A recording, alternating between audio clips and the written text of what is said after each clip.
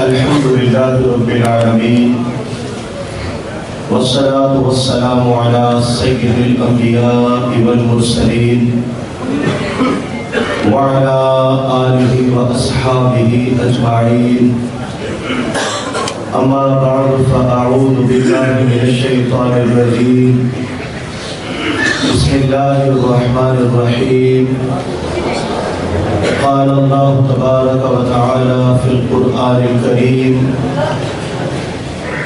ما آتاكم الرسول فخذوه وما نهاكم عنه فانتهوا صدق الله العليم إن الله وملائكته يصلون على النبي يا أيها الذين آمنوا صلوا عليه وسلموا تسليما اللهم صل على سيدنا ومولانا محمد وعلى آل سيدنا ومولانا محمد وبارك وسلم وصل عليه باوال بلند الصلاة والسلام عليك يا سيدي يا رسول الله وعلى آلك وأصحابك يا سيدي يا رحمة للعالمين صلاة وسلاما عليك يا سيدي يا خاتم النبيين واجب الاحترام صدر محفل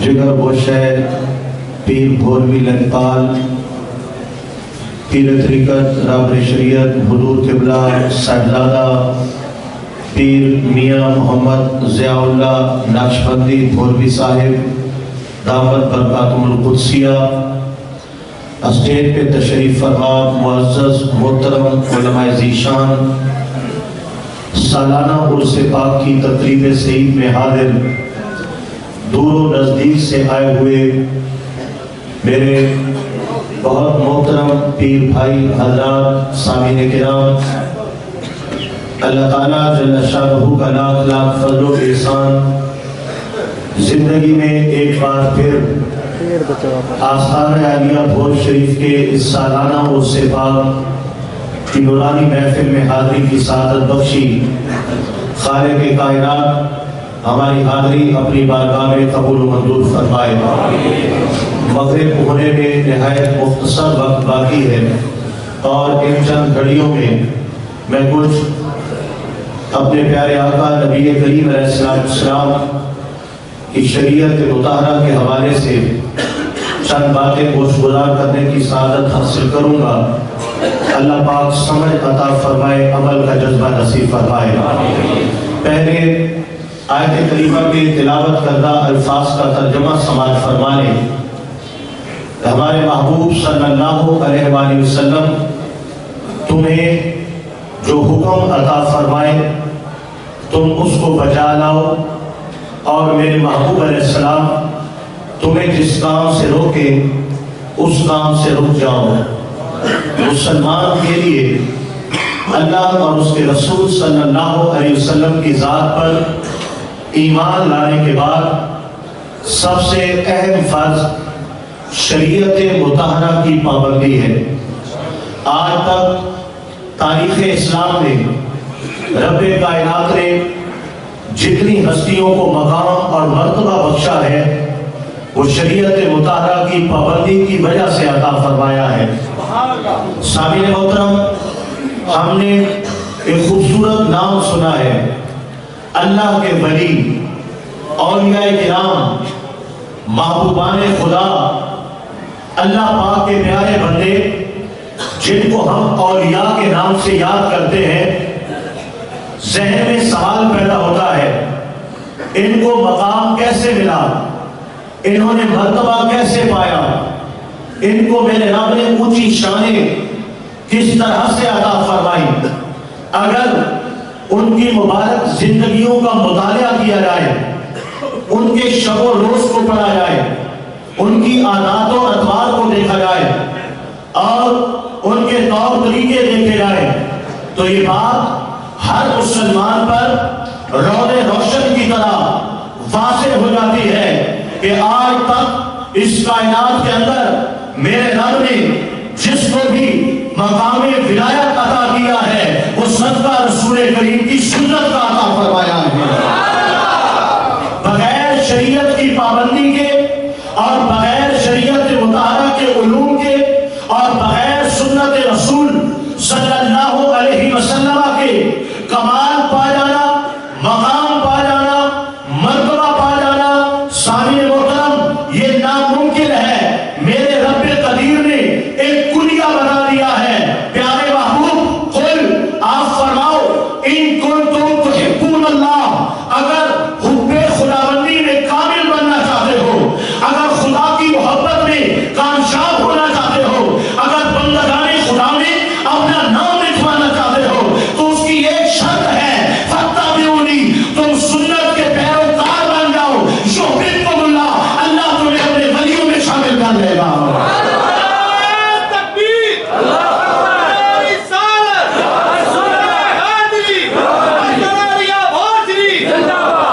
इन्ना अकरमकुम इंदल्लाहि अत्काकुम, फरमाया अल्लाह के नजदीक ज्यादा मुअज़्ज़ज़ और मकाम वाला, इज्जत और इकराम वाला वो है।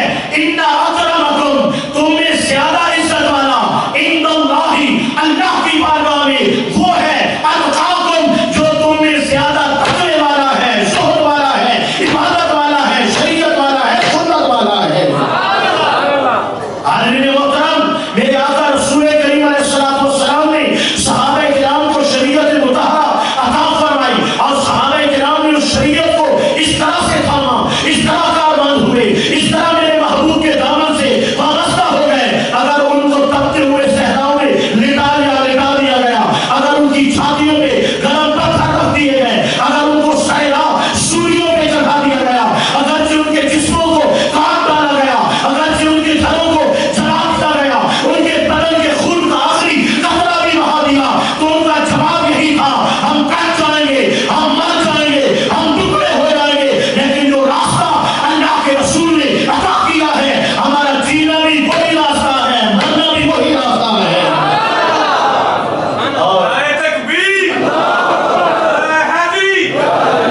अगर करबला का खूनी मंजर आपको याद है तो आप उसके पसे मंजर जाएंगे तो आपको एक ही मामला मिलेगा कि इमाम आली मकाम शरीयत की हिफाजत कर रहे हैं और यजीद शरीयत का बिगाड़ जाता है और फैसला करबला में होना है और फैसला मेरे इमाम के हाथ में है। ऐ नबी पाक के नवासे, ऐ खानवाने रसूल के दरशिंदा सितारे, आज फैसला आपके हाथ में है। या तो खानदान बचाओगे या इस्लाम बचाओगे। इधर नौजवान बेटे भी हैं, प्यारे भाई भी हैं, खूबसूरत भतीजे भी हैं, प्यारे भाई भी हैं, जिगर पाले भी हैं और दुनिया जहान के सहारे भी हैं और उधर परचम इस्लाम है। हुसैन बताओ क्या फैसला करोगे? फरमाया करबला में मैं सब कुछ बताऊंगा, नबी का दीन बताऊंगा और दुनिया वालों को बताऊंगा, लोगों जिस दीन से आज तुमने कमर फेर ली है, ये दीन इतना सस्ता नहीं है। करबला में रसूल का पूरा खानदान कट गया है इस दीन के लिए।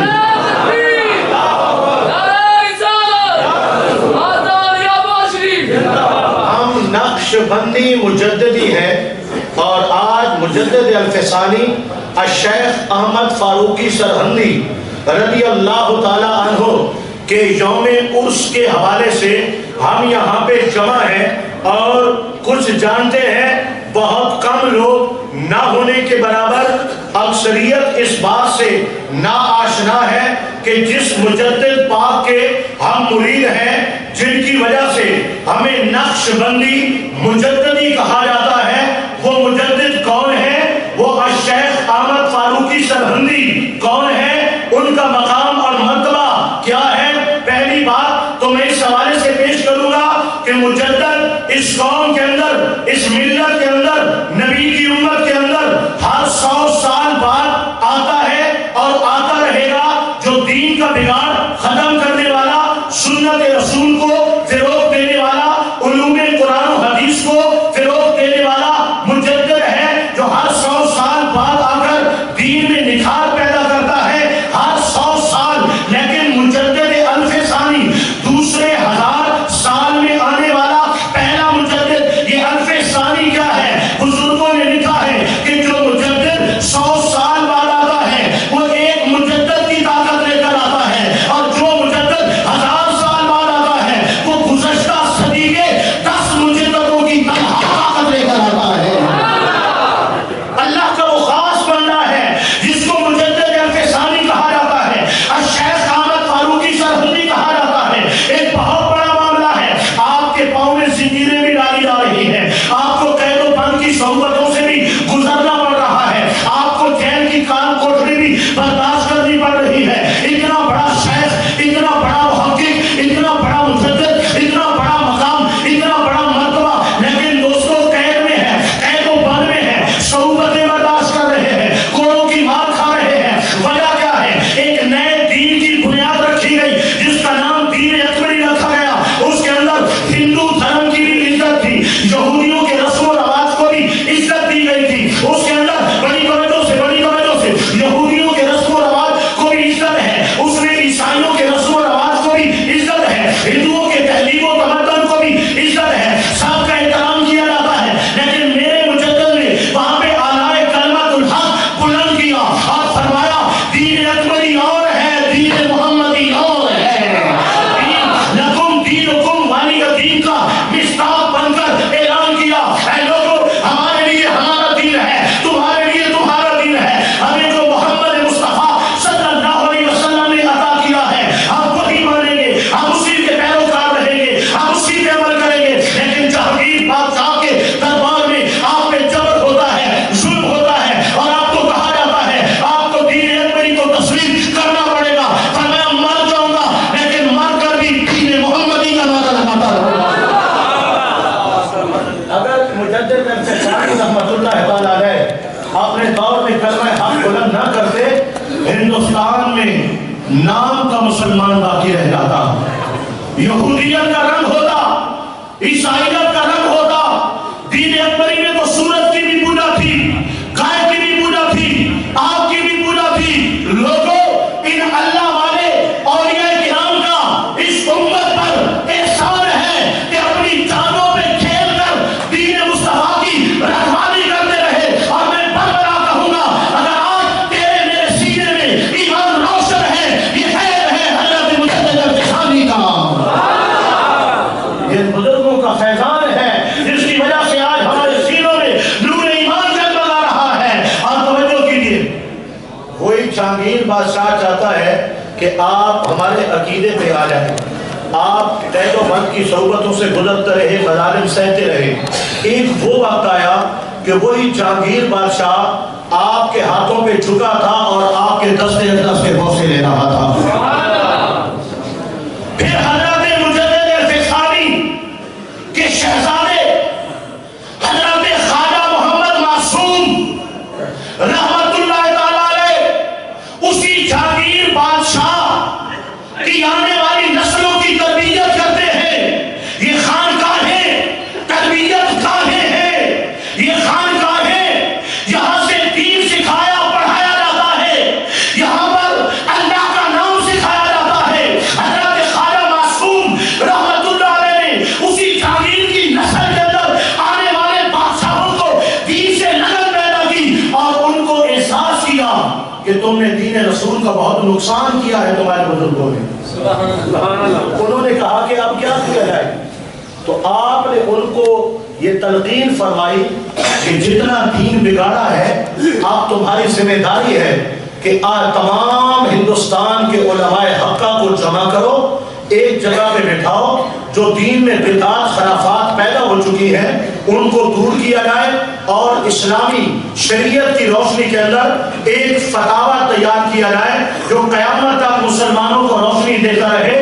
ہندوستان کے تمام علماء حقہ کو جمع کیا گیا، اور حضرت خواجہ محمد معصوم رحمت اللہ علیہ جن علماء اہل سنت کی نشاندہی کرتے ہیں ان کو بلایا جاتا ہے، اور ان کو بٹھا کر کے دین مدین کے فتاوی جات سوالات لکھے جاتے ہیں، جوابات دیے جاتے ہیں۔ اندازہ کرو اللہ والوں کا فیض کتنا ہے جن کے بزرگوں نے دین اکبری بنا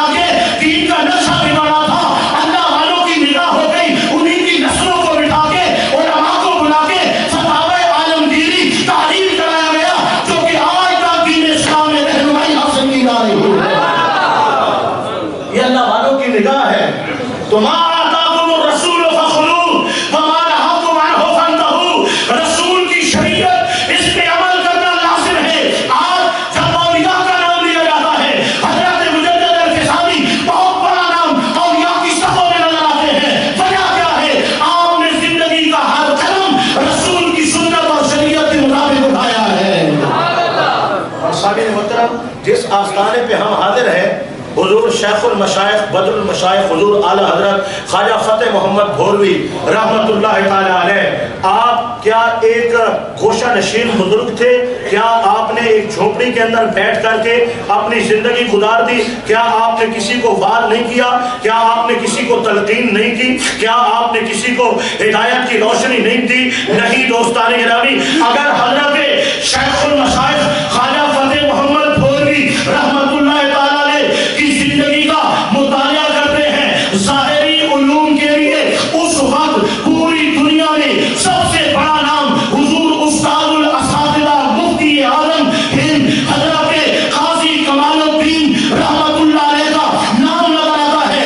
اگر ظاہری علوم حاصل کرنے ہیں تو قاضی صاحب کے پاس آپ 20 سال صرف کرتے ہیں، اور اگر باطنی علوم و معارف کی بات آتی ہے تو وقت کی بہت بڑی ہستی اور وقت کے بہت بڑے قطب الاقطاب حضرت خواجہ جان محمد میدان کے قدموں میں خواجہ فتح محمد بھولوی زندگی کے 14 سال بسر کرتے ہوئے نظر آتے ہیں۔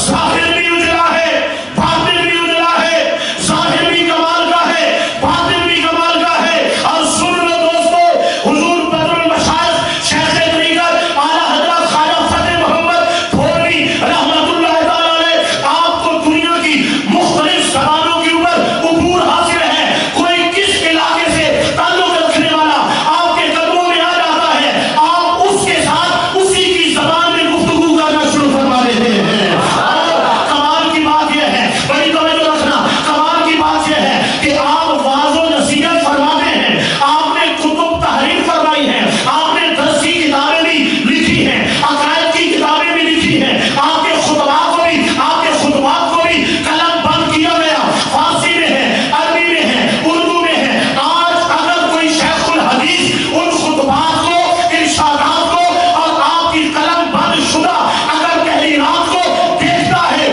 تو یہ کہنے میں مجبور ہو جاتا ہے، حضور اعلیٰ حضرت ہم نے تو سنا تھا ولیوں میں بڑا نام ہے، یہ تو علماء میں بھی سب سے اونچا نام نظر آ رہا ہے۔ حضرت پیر فقیر فتح محمد بھولوی اللہ کا ولی زبان سے بھی تبلیغ کرتا ہے، نگاہ سے بھی تبلیغ کرتا ہے، جو کہ وقت نہیں ہے، میں بات سمیٹتے ہوئے جا رہا ہوں۔ اللہ کا ولی زبان سے بھی تبلیغ کرتا ہے، نگاہ سے بھی تبلیغ کرتا ہے۔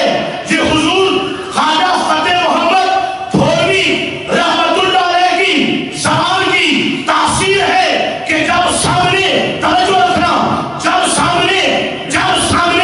جب سامنے کوئی میرے نبی پاک کی عزت، عظمت، شان، علم، حیات پاک، علم پاک، حاضر ناظر کا منکر آ جاتا ہے تو چند لمحوں میں ایسے دلال دیتے ہیں کہ اس کا سینہ اس کے مصطفیٰ کی جھگمگانے لگ جاتا ہے۔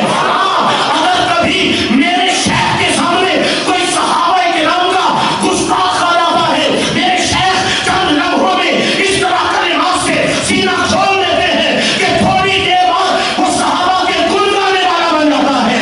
اگر میرے شیخ کے سامنے کوئی ختم نبوت کا منکر آ جاتا ہے، قادیانی آ جاتا ہے، چند لمحوں میں سینہ اس طرح کھول دیتے ہیں کہ وہ پاک محمد کریم علیہ السلام کی ختم نبوت کا اقرار کرنا شروع کر دیتا ہے۔ لوگوں، یہ وہ آستانہ ہے جہاں قادری آئے، جہاں پہ قادیانی آئے، جہاں پہ نیچری آئے، جہاں پہ حاجی آئے، جہاں پہ راوی آئے، ان کی تقریریں بھی بدلتی ہیں۔ سکھ آئے، ہندو آئے، ان کی تقریریں بھی بدلا کرتی ہیں۔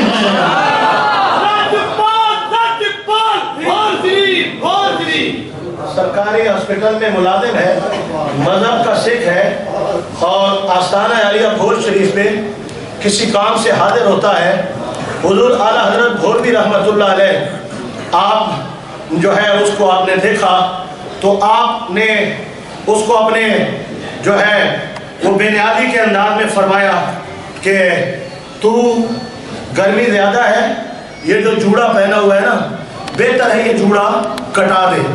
اس کو غصہ آ گیا۔ اس کو اگر مسلمان کو جس طرح کوئی بولے کہ داڑھی مڈا دو تو غصہ آتا ہے، اسی طرح اس کو غصہ آ گیا۔ آپ خاموش ہو گئے، وہ چلا گیا۔ وہ جب گھر گیا نا، ایک کمرے میں جاتا ہے تو حضور اعلیٰ حضرت بھولوی اپنا عصا لیے سامنے نظر آتے ہیں، فرماتے ہیں کلمہ نہیں پڑے گا۔ دوسرے کمرے میں گیا، حضور اعلیٰ حضرت نظر آئے۔ تیسرے کمرے میں گیا، حضور اعلیٰ حضرت نے اپنا ڈنڈا اس کے پیٹ پہ رکھا، فرمایا تیری جان نہیں چھوڑوں گا جب تک میرے محمد کا کلمہ نہیں پڑے گا۔ سکون نہیں ملا۔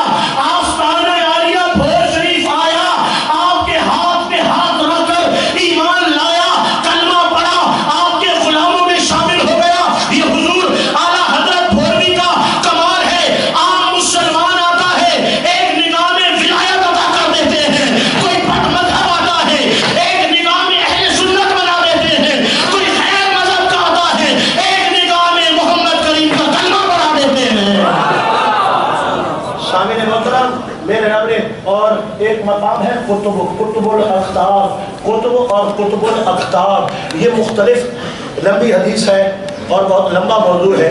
مقصد یہ ہے کہ ایک علاقے میں ایک کتب ہوتا ہے اور وہاں پر اس لیے اس کو رکھا جاتا ہے کہ ان کی بدعمالیوں کی وجہ سے کہیں پہ اس قوم کے عذاب نازل نہ ہو جائے۔ اس کتب کی وجہ سے وہ علاقہ محفوظ رہتا ہے۔ اوباڑو سندھ کے اندر ایک بہت بڑے صوفی بزرگ اور عالم گزرے ہیں، حضرت خواجہ عبد المجید چشتی رحمۃ اللہ تعالیٰ علیہ، حضرت بابا خواجہ غلام فرید کوٹ مٹھن رحمۃ اللہ علیہ کے آپ مرید ہیں۔ وہ اکثر آپ سے محبت رکھتے تھے اور حاضر ہوتے تھے۔ آپ کے پاس بیٹھے ہیں تو آپ نے فرمایا کہ میاں آپ جب اپنے علاقوں میں جاؤ گے نا تو ایک مجذوب آئے گا، جیسے اس کو بولو گے ویسے وہ کرے گا۔ آپ فرماتے میں چلا گیا تو میرے پاس ایک مجذوب آ گیا، اس نے کہا مجھے کوئی حکم دو۔ آپ نے فرمایا کہ وہ پیڑ کے نیچے بیٹھ جا۔ وہ پیڑ کے نیچے جا کے بیٹھ گیا۔ اگلے دن آیا تو وہ فرماتے ہیں کہ میں نے جب مراقبہ کیا تو وہ رات آندھی طوفان کی رات تھی۔ اس نے کہا حضور آج کی رات تو خطرناک ہے، کہاں جاؤں؟ فرمایا تم اللہ والے ہو، تمہیں کیا ہوتا ہے، اسی پیڑ کے نیچے رات گزار دو۔ وہ شخص اگلی رات بھی وہاں چلا گیا۔ بہت سے دن جو ہے وہ ہو گئے۔ میں پھر آستانہ عالیہ بھور شریف حاضر ہوا، پھر حضور قبلہ نے فرمایا کہ اب وہ اجازت لینے آئے گا۔ پھر وہ شخص آیا مجذوب، اس نے مجھ سے اجازت لی اور کہا کہ میں جا رہا ہوں۔ میں نے اس کو اجازت دے دی۔ فرماتے ہیں کچھ دنوں کے بعد میں اپنے شاگردوں کے مریدوں کے ہمراہ گزر رہا تھا تو میں نے ایک جو ہے وہ گلی کے کنارے اس بزرگ کو وہاں پہ لیٹا ہوا پایا۔ یہ انتہائی بیمار تھا۔ میں اس مجذوب کے پاس گیا، میں نے کہا کوئی خدمت؟ اس نے کہا فلاں دن اتنے بجے میری موت ہو جائے گی، بس تو مجھے دفنانا اور کفنانا۔ آپ فرماتے ہیں درست اس دن ہم گئے، جو وقت بتایا تھا آپ کے آخری سانسیں چل رہی تھی اور آپ کی دھڑکنیں چل رہی تھی، میں آپ کے پاس حاضر ہوا۔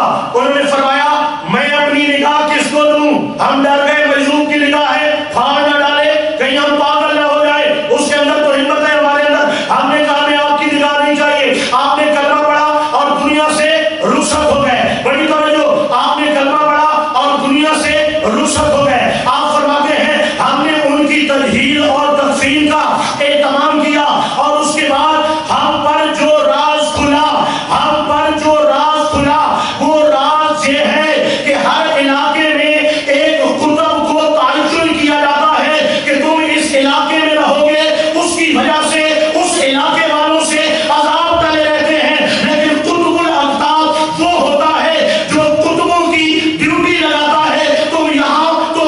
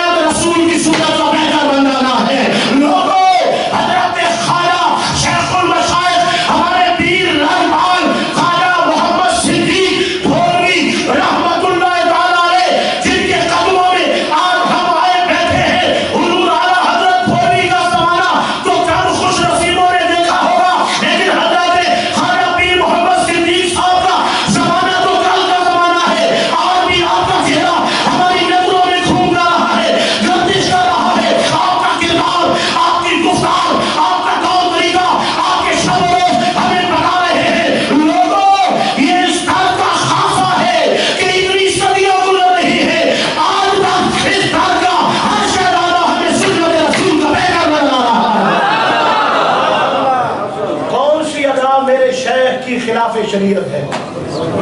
چہرے پہ دیکھو، بدن پہ دیکھو، انداز دیکھو، گفتگو دیکھو، ہر کام میں سنت رسول چمکتی اور چھلکتی نظر آ رہی ہے. یہی بہت بڑی کرامت ہے. جس طرح حضرت جنید بغدادی نے فرمایا کہ تو کہتا ہے 40 دن میں کرامت نہیں دیکھی، کیا شریعت کے خلاف بات دیکھی ہے؟ حضور نہیں دیکھی. فرمایا سن لے، سب سے بڑی کرامت یہی ہے کہ بندہ نبی کی سنت کا پیغام اور نمونہ بنتا ہے. لوگوں، بات کرنے کا مدعا سمجھ لو.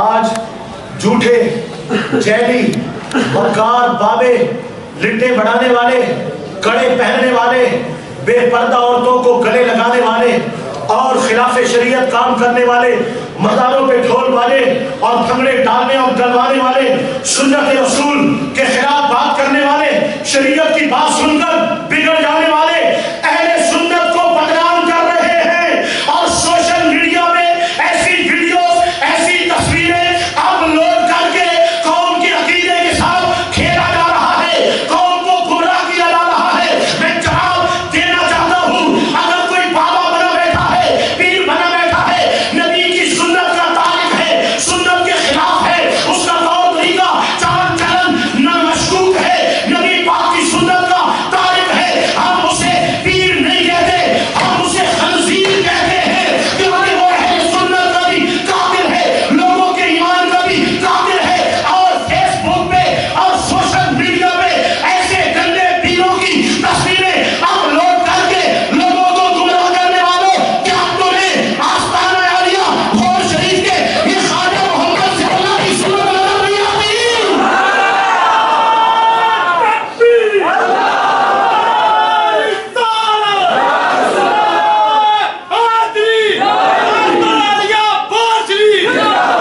آپ کے والد گرامی حضرت خواجہ میاں غلام محمد رحمت اللہ علیہ ہو، یا آپ کے چچا جان حضرت مفتی اہل سنت قبلہ حضرت میاں خیر محمد صاحب دامت برکاتہ العالیہ ہو، یا خواجہ میاں غلام محمد صاحب کی اولاد ہو، یا میاں خیر محمد صاحب کی اولاد ہو، آ جاؤ، تصویریں لے جاؤ. جو چہرہ دیکھو گے نور والا نظر آئے گا، جو کردار دیکھو گے نبی کی سنت والا نظر آئے گا. اور آج تک اس آستانے پہ یہی پیغام ہے، لوگوں نماز کی پابندی کرو، لوگوں شریعت مطالعہ کتابیں ہو جاؤ. حضرت قبلہ میاں دولت صاحب اللہ پاک آپ کو عمر خضر عطا فرمائے.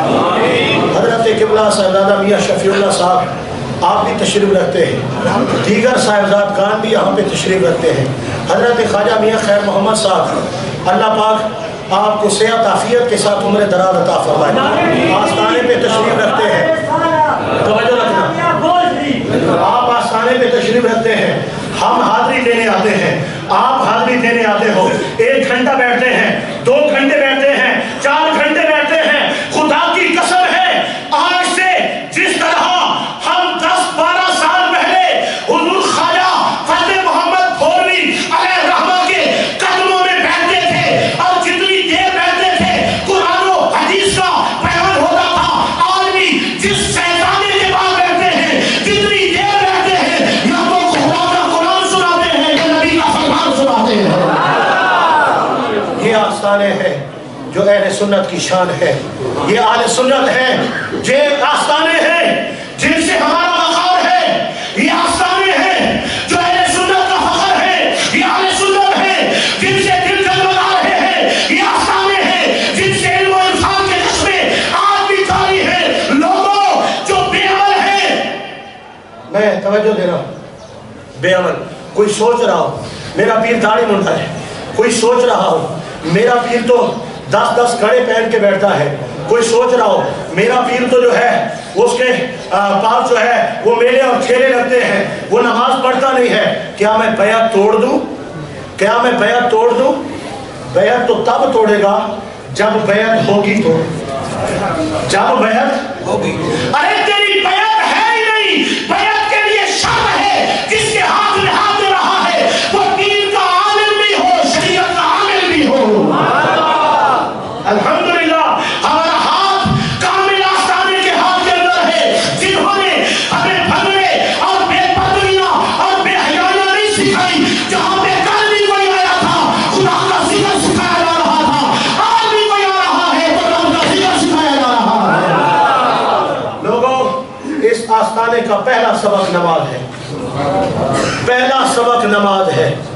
پہلا سبق, پیر کا وفادار وہ ہے جو 5 وقت کا نمازی ہے.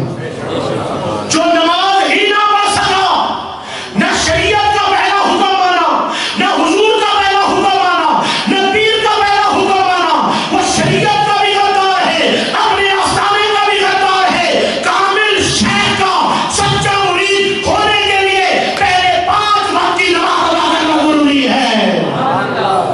5 وقت کے نمازی بن جاؤ تاکہ اپنے مرشد کامل کا فیض پا سکو. ہمیں اس آستانہ عالیہ پر ہر روز ابتدائی طور پہ 500 مرتبہ درود پاک کا وظیفہ دیا گیا ہے. 200 مرتبہ استغفر اللہ تعالی ربی من کل ذنب واتوب الیہ, استغفار کا ذکر کرنے کا ہمیں وظیفہ دیا گیا ہے. اگر آپ چاہتے ہو یہ آستانے پہ آنا, یہ ہمارا ظاہری تعلق ہے. اپنے شیخ کامل کے ہاتھ کا بوسہ دینا یہ ہمارا ظاہری تعلق ہے. آستانے کی خدمت کرنا یہ ہمارا ظاہری تعلق ہے. اگر چاہتے ہو کہ باطنی کنیکشن بھی جڑ جائے تو اس کے لیے جو مرشد کی تعلیم ہے اس پہ عمل کرنا ضروری ہے.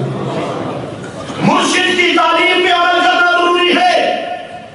اور اسی سلسلہ میں جو ان اوراد و وظائف پر کاربند ہو جائے ان کو مغرب کے بعد 1000 مرتبہ کلمہ شریف پڑھنے کی تلقین کی جاتی ہے اور سکھایا جاتا ہے کہ وہ 99 بار لا الہ الا اللہ ہو, لا الہ الا اللہ ہو. جب 100ویں بار پہ پہنچو لا الہ الا اللہ ہو محمد الرسول اللہ صلی اللہ علیہ وسلم. اس طرح سے ہر روز 1000 مرتبہ کلمہ شریف پڑھنا ہے. اور دوستو وہ زمانہ مجھے آج بھی یاد ہے جب شیخ کامل حضرت خواجہ خاصدان بہرحال پیر محمد صدیق رحمت اللہ تعالیٰ علیہ نے اپنے سامنے بٹھا کر اس مقام پر اپنی انگلی دکھا کر مجھے سبق بتایا تھا کہ بیٹا فجر کی نماز کے بعد آنکھیں بند کر لینی ہے, یہ مقام قلب ہے. اور یہاں پہ تصور کرنا ہے کہ دل ایک تھیلی ہے, زبان دانوں کے ساتھ لگی رہے, منہ بند رہے, اور سانسیں چل رہی ہو, اور مقام قلب کو ایک تھیلی تصور کرو اور اللہ ہو اللہ ہو اللہ ہو یہ لکھا ہوا آ رہا ہے اور تیرے دل کی تھیلی اللہ کے نام سے بھرتی جا رہی ہے. آج آستانوں پہ کہاں یہ عمال بتائے جاتے ہیں, کہاں یہ سب کچھ سکھایا جاتا ہے.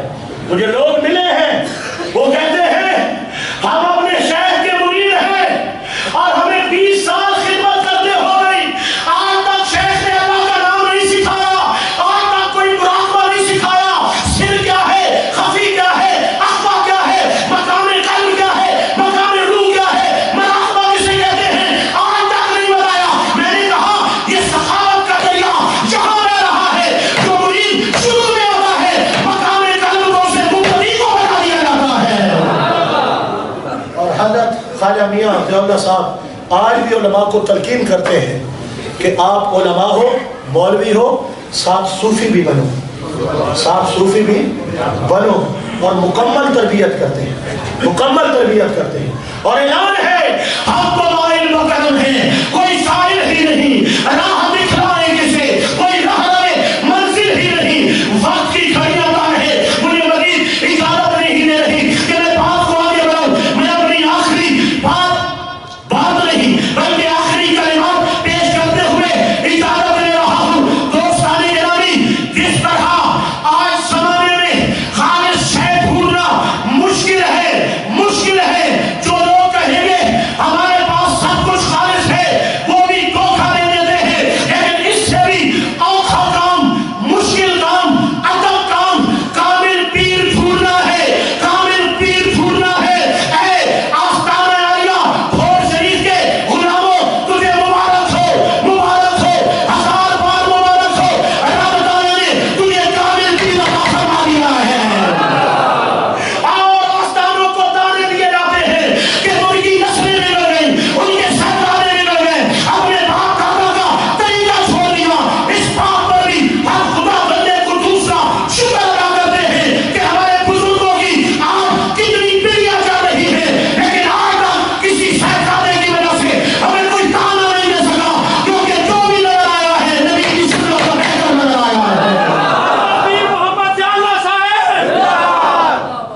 اللہ اللہ کیے جانے سے اللہ نہ ملے.